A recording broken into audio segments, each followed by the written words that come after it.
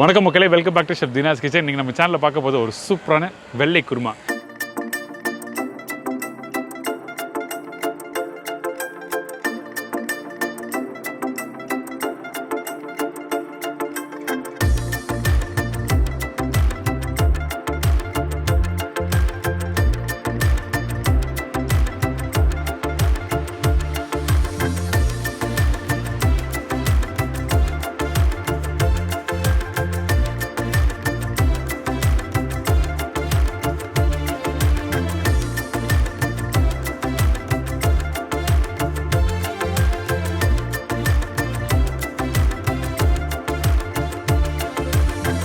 குருமானவே நம்ம மசாலா போட்டு பண்ணுவோம்ல, இன்றைக்கி இந்த மசாலா எதுவுமே போடாமல் ஒரு சிம்பிள் ஸ்டைலில் வெள்ளை குருமா எப்படி ப்ராப்பராக டேஸ்ட்டாக பண்ணுறது. நிறைய பேர் வெள்ளை குருமா பண்ணுவாங்க, என்ன பண்ணுவாங்க, கொஞ்சம் லைட்டாக காரம் வந்துடும். ஆனால் ஆக்சுவலாக இந்த வெள்ளை குருமா பண்ணுறதுக்கு கொஞ்சம் காரம் இருக்கக்கூடாது, லைட்டாக அந்த இனிப்பு தன்மை இருக்கணும். இனிப்பு தன்மைனா சக்கரை போடுவீங்களா கேட்பீங்க, சக்கரெலாம் போடாது. அந்த வெங்காயம் வந்து எப்படி வதக்கி அந்த இனிப்பு தன்மை இருக்குன்னு வரும். வெங்காயம் வந்து பக்குவமாக கரெக்டாக வதக்கிட்டு அதுக்கப்புறம் இந்த வெஜிடபிள்ஸ்லாம் போட்டு தேங்காய் பேஸ்ட்லாம் போட்டு குக் பண்ணால் ஒரு மைல்டான ஒரு ஸ்வீட்னஸ் வரும். ஸோ அந்த ஸ்வீட்னஸோட எப்படி இந்த வெள்ளை குருமா பண்ணுறோம் சொல்லிட்டு நீங்கள் தெளிவாக வீடியோவில் பார்க்கலாம். அது மட்டும் இல்லை, எல்லாருக்கும் பிடிச்ச பூரி, இந்த வெள்ளை குருமாவோட பூரி தொட்டு சாப்பிட்டிங்கன்னா அந்தளவுக்கு சூப்பராக இருக்கும். அதனால தான் இன்றைக்கி நம்ம கிச்சனில் இந்த வெள்ளை குருமா இந்த பூரி ரெண்டுமே எப்படி பண்ணுறது சொல்லி பார்க்க போகிறோம். இப்போ இந்த ரெசிபிக்கு தேவையான பொருட்கள் பார்த்தலாமா? மிக்ஸ் வெஜிடபிள் 1 பவுல், தேங்காய் 4-5 பத்தை, முந்திரி பருப்பு 15-18 நம்பர், வெங்காயம் 2 நம்பர், தக்காளி 1 நம்பர், பச்சை மிளகாய் 4-5 நம்பர், இஞ்சி பூண்டு பேஸ்ட் 1 டேபிள் ஸ்பூன், சோம்பு 1 டீஸ்பூன், முழு கரம் மசாலா தாளிப்புக்கு தேவையான அளவு, மஞ்சள்தூள் சிறிதளவு, தனியா பவுடர் 1/4 டீஸ்பூன், கருவேப்பிலை தேவையான அளவு, கொத்தமல்லி தேவையான அளவு, உப்பு டு டேஸ்ட், ஆயில் சமைக்கிறதுக்கு தேவையான அளவு. இதாங்க இந்த ரெசிபிக்கு தேவையான பொருட்கள்.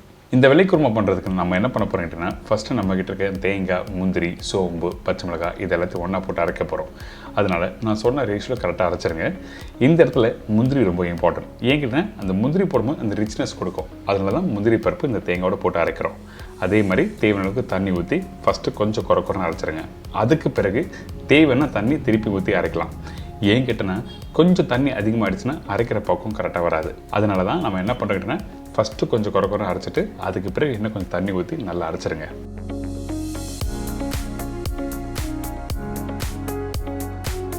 அரைக்கிற பக்குவம் என்ன கேட்டினா, கரெக்டாக ஒரு 95% இந்த மாதிரி அரைச்சிருக்கணும். கொஞ்சமாக குறைன்னு இருக்கணும்.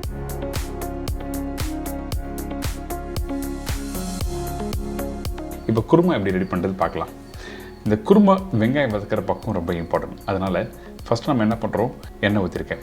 எண்ணெய் கொஞ்சம் சூடான பட்டை, லவங்கம், ஏலக்காய், பிரிட்ஜி இலை எல்லாத்தையும் போட்ட பிறகு கொஞ்சம் சோம்பு போடுறோம். நல்லா பொரிஞ்சு விட்டோம். அதுக்கு பிறகு வெங்காயம். இந்த வெங்காயம் நல்லா பொடிசை கட் பண்ணி வச்சுருக்கேன். வெங்காயம் போட்டிருக்கேன். அதுக்கு பிறகு கொஞ்சம் கருவேப்பிலை, பச்சை மிளகாய். காரத்துக்கு ஏற்ற மாதிரி நீங்கள் 1-2 பச்சை மிளகாய் எக்ஸ்ட்ரா போட்டோன்னா போட்டுக்கலாம், ஒன்றும் தவறு எதுவுமே இல்லை. இப்போ இந்த வெங்காயம் கொஞ்சம் லைட்டாக வதங்கி வரதில்லை. இது வதங்குற பக்குவம் என்ன கேட்டால், கரெக்டாக 40-50% அளவுக்கு வதங்கிருக்கணும். எப்போவுமே குருமா ப்ரிப்பரேஷன் பண்ணும்போது வெங்காயம் 100% வந்து வதங்கக்கூடாது, சரிங்களா? அப்படி வதங்கினா கலர் மாறிடும், பர்டிகுலராக இந்த வெள்ளை குருமாக்கு. அதனால தான் 40-50% அளவுக்கு வதங்கி முடிச்ச பிறகு இஞ்சி பூண்டு பேஸ்ட் பண்ண சொல்கிறேன்.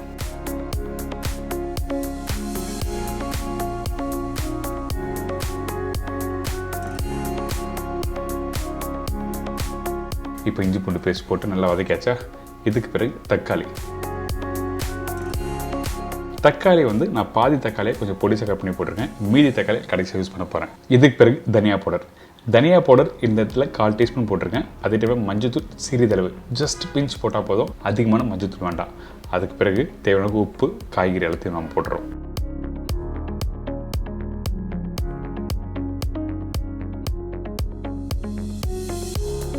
இந்த காய்கறிலாம் போட்ட பிறகு நம்ம என்ன பண்ணுறோம், ஏற்கனவே தாளி போட்டிருக்கோம்ல, பட்டை, லவங்கம், வெங்காயம் இதெல்லாம், இதோட நல்லா ஒரு 2 நிமிஷம் நல்லா வதக்குங்க.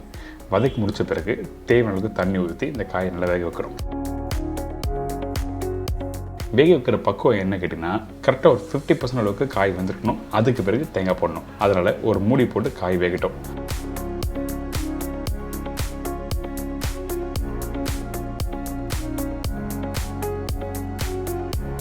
அதுக்கு பிறகு இந்த காய்கறி எடுத்து பார்த்தீங்கன்னா இந்த மாதிரி 50% அளவுக்கு வெந்திருக்கும்.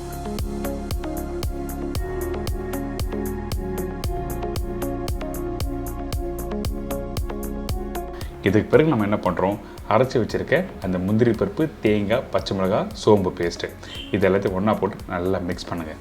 இந்த இடத்துல தேவையான அளவுக்கு கொஞ்சமாக தண்ணி ஊற்றி குக் பண்ணலாம். ஆனால் அதிகமான தண்ணி ஊற்றினீங்கன்னா உங்களுக்கு டெக்ஸ்சர் கொடுக்காது. அதனால தான் நீங்கள் தேங்காய் பேஸ்ட் திக்காக போட்ட பிறகு கொஞ்சமாக தண்ணி ஊற்றி அதுக்கப்புறம் குக் பண்ண ஆரம்பிங்க. அதே டைமில் இந்த கோகோனட் பேஸ்ட் போட்ட பிறகு ரொம்ப நேரம் குக் பண்ணக்கூடாது. அதிகபட்சம் ஒரு 5லேருந்து 10 நிமிஷம் குவான்டிட்டிக்கு ஏற்ற மாதிரி டைம் மாறும். சரிங்களா?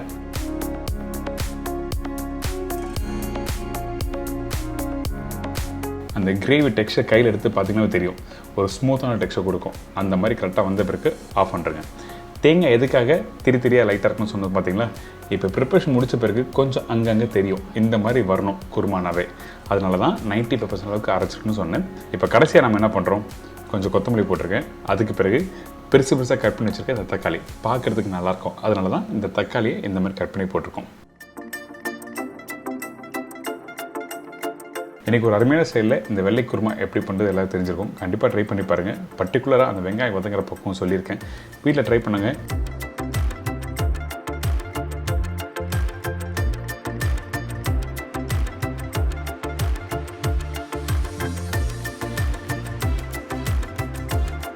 இதுக்கு பிறகு பூரி எப்படி ரெடி பண்ணுறது பார்ப்போம். அதுக்கு தேவையான பொருட்கள் பார்த்தலாமா? பூரிக்கு தேவையான பொருட்கள்: கோதுமை மாவு 1 கப்பு, ரவை 1 டேபிள் ஸ்பூன், உப்பு தேவையான அளவு, ஆயில் ஃப்ரை பண்ணுறதுக்கு தேவையான அளவு. இதாங்க இந்த ப்ரிப்பரேஷன் தேவையான பொருட்கள். இன்றைக்கி ஃபஸ்ட்டு பூரி எப்படி பண்ணுறது பார்க்க போகிறோம். பூரி வர பிரச்சனை நிறைய இருக்குது. அந்த பிரச்சனைலாம் வராமல் ஒரு இன்ட்ரெஸ்டிங்காக நல்லா சூப்பரான ஸ்டைலில் பூரி எப்படி பண்ணுறது பார்க்க போகிறோம். அதுக்கு நம்ம என்ன பண்ணுறோன்னா, ஒரு பவுலில் கோதுமை வருதுங்க. அந்த கோதுமை நல்ல குவாலிட்டியாக இருக்கணும். பர்டிகுலராக வீட்டிலே முழு கோதுமையை வாங்கி மாவு மிஷினில் கொடுத்து அரைச்சி யூஸ் பண்ணால் ரொம்ப நல்லாயிருக்கும். அப்படி இல்லை நல்ல குவாலிட்டியான பேக்கெட்டை வாங்கி யூஸ் பண்ணுங்கள். இப்போ கோதுமை 1 கப்பு போட்டிருக்கேன். அதுக்கு பிறகு ரவை போட்டிருக்கோம். அதே டைமில் கொஞ்சமாக உப்பு போடுறோம். இந்த உப்பு போட்ட பிறகு தேவையான தண்ணி ஊற்றி நல்லா டைட்டாக மாவு மிக்ஸ் பண்ணணும். இன்னொரு முக்கியமான விஷயம், எதுக்காக ரவை போடுறோம் பூரியில் அப்படி கேட்டிங்கன்னா காரணம் இருக்குது. நம்ம சேனலில் ஆல்ரெடி பூரி பண்ணியிருக்கேன். பட் இருந்தாலும் இன்னொரு மெத்தடில் கொடுக்குறேன். நிறைய பேருக்கு வீட்டில் பூரி பண்ணும்போது ஃப்ரை பண்ணி எடுக்கும்போது நல்லா புஷ்ஷுன்னு இருக்கும், அடுத்த 2 செகண்ட்லேயே நல்லா சப்புன்னு ஆகிடும். அந்த மாதிரி ப்ராப்ளம் வராமல் இருக்கணும்னா இந்த மாதிரி மாவில் ரவை ஆட் பண்ணால் உங்களுக்கு நல்லா புஷ்ஷுன்னு இருக்கும், சாஃப்டாகவும் இருக்கும் பூரி. அதுக்காக தான் ரவை போட்டிருக்கோம்.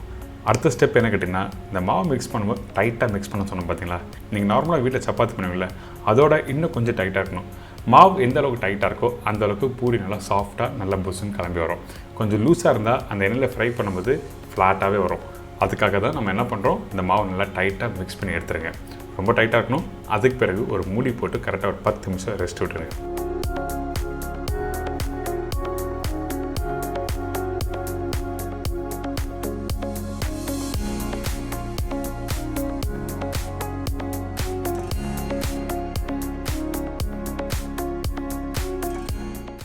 அதுக்கு பிறகு மூடி ஓப்பன் பண்ணி பார்த்தீங்கன்னா ஒரு 10% அளவுக்கு சாஃப்டாக இருக்கும். இந்த மாவை திருப்பி நல்லா மாலிஷ் பண்ணுங்கள். எந்த அளவுக்கு நல்லா டைட்டாக மிக்ஸ் பண்ணி மாலிஷ் பண்ணலோ அந்த அளவுக்கு நல்லா சாஃப்ட் ஆகும்.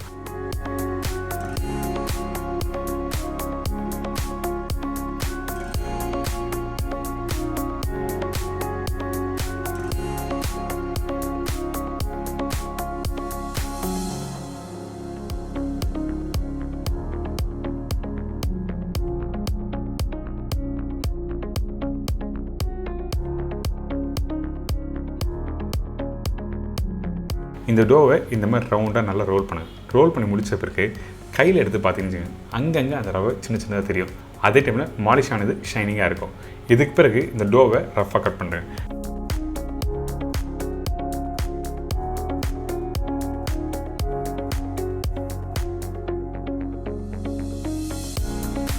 கட் பண்ணிவிட்டு நல்லா ரோல் பண்ணிவிட்டு அதுக்கப்புறம் சின்ன சின்ன பீஸை கட் பண்ணி ஃப்ரை பண்ண போகிறோம்.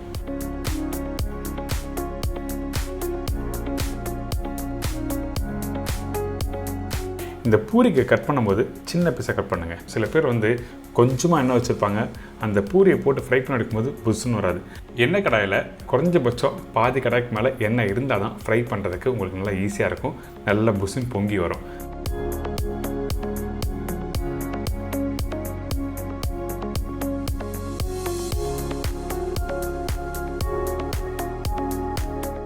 இதுக்கு பிறகு இந்த மாதிரி ரவுண்டாக உருட்டி வச்சிடலாம். இதே மாதிரி தான் நான் ரெடி பண்ண அந்த பூரி மாவு எல்லாத்தையும் ரவுண்டாக உருட்டி ரெடி வச்சுருக்கேன். இதுக்கு பிறகு நம்ம என்ன பண்ணுறோம் கேட்டிங்கன்னா, அந்த சப்பாத்தி கட்டையில் கொஞ்சமாக கோதுமை மாவு போட ஆரம்பிங்க. அதுக்கு பிறகு ரவுண்டாக உருட்ட ஆரம்பிக்கணும். இந்த உருட்டும் போது நீங்கள் என்ன பண்ணுங்க, ரொம்ப பெருசாக உருட்டக்கூடாது. முடிஞ்ச அளவுக்கு மீடியமான சைஸில் இந்த பூரியை தேய்ச்சிடணும். நீங்கள் ரொம்ப பெருசாக தேய்ச்சி ஃப்ரை பண்ணும்போது என்ன கட்டுனா எண்ணெயில் ஃப்ரை பண்ணும்போது நல்ல புஷ்னு வரும். ஆனால் அடுத்த 2 செகண்ட்லேயே அந்த பூரியோட வெயிட்டு தாங்காமல் சப்பையாகிடும், அதாவது ஃப்ளாட் ஆகிடும்னு சொல்ல வரேன். அதனால தான் முடிஞ்ச அளவுக்கு ஒரு மீடியமான சைஸில் நீங்கள் இந்த மாதிரி தேய்ச்சி எடுத்துருங்க. அதே டைமில் தின்னாக தேய்ச்சி எடுத்துக்கணும்.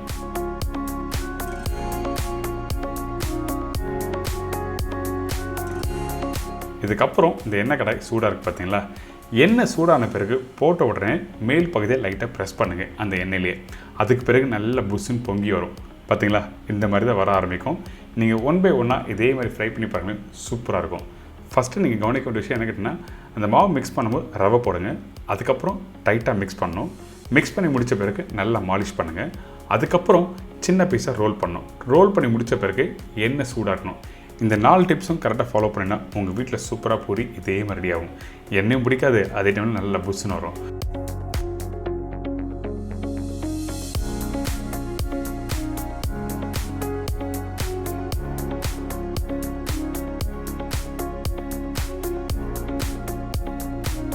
குறைஞ்சபட்சம் நீங்கள் ஃப்ரை பண்ணி முடித்த பிறகு 5 நிமிஷமாவது இந்த நல்ல பெருசாக புஷ்ஷுன்னு இருக்கும். ட்ரை பண்ணுங்கள்.